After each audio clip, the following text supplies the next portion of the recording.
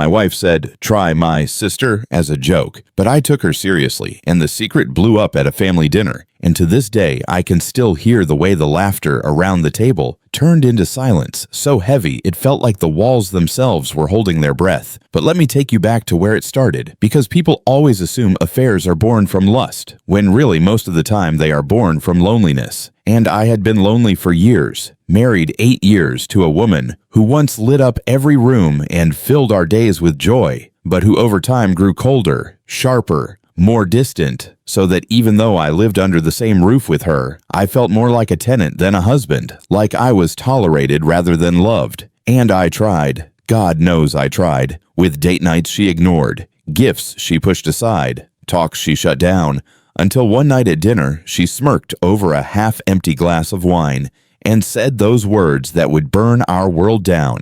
"Maybe you should just try my sister if you're so unsatisfied." And everyone laughed because sarcasm is cheap entertainment. But for me, it wasn't funny. It was the permission slip my heart had been craving, because her sister Emily was everything she wasn't anymore. Warm, attentive, noticing when I was quiet, asking questions, laughing like she meant it. The kind of woman who remembered how you took your coffee and actually cared about the answer. And I had always buried the attraction deep because that line was sacred. But the moment my wife turned it into a joke, she loosened something inside me, and I couldn't put it back. And so the next time Emily came over, just to drop off a sweater or pick up a book, we lingered. We talked longer than usual. I half-joked and told her what her sister had said, and she blushed, nervous, laughing it off, but not really, because her eyes betrayed something she wasn't ready to admit. And from there, it snowballed. Texts at first, memes and check-ins, then late-night confessions about feeling invisible in our own lives. And the truth is, we were both starving, not for sex, but for tenderness, for someone to look at us and actually see us. And that hunger is the most dangerous thing in the world, because when it finally gets fed, it feels like a drug. And the first time we crossed the line was almost accidental at a family barbecue. Too many drinks, hands brushing, bodies lingering too close. Until later she found me outside under the stars and whispered, "This is wrong."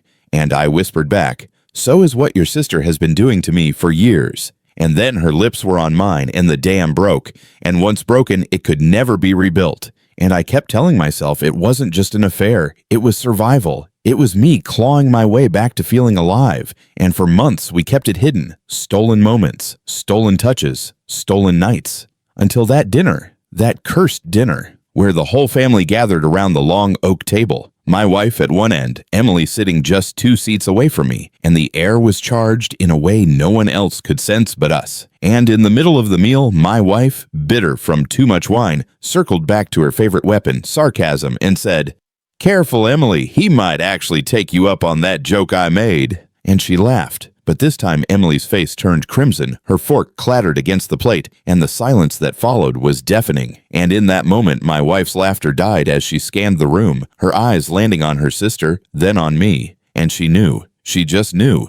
And her voice shook as she said, "Oh my God, you did." And the secret we thought we had buried burst into the open like a grenade, shrapnel hitting everyone around us. Her mother gasping, her father slamming his hand against the table, her brother standing up and knocking over his chair, and me sitting frozen, unable to spin a lie because the truth was written all over Emily's trembling face, and my wife screamed, not words at first, just raw animal sounds, before hurling her glass across the table, red wine staining the white tablecloth like blood, and Emily burst into tears, covering her face with her hands while I just sat there. The villain in the middle of the wreckage, and the dinner that was supposed to be about family became the night that destroyed it. And the aftermath was exactly what you would expect, but somehow worse. My wife cut her sister off completely, blocked her, told her she was dead to her, and me. I became the story whispered at every family gathering. Dang. The monster who took a sarcastic joke and turned it into betrayal. And yet, here's the ugly truth most people won't admit. I didn't regret it. Not even in the ashes, because in Emily's arms, I had found proof that I wasn't invisible, proof that I was still worth something.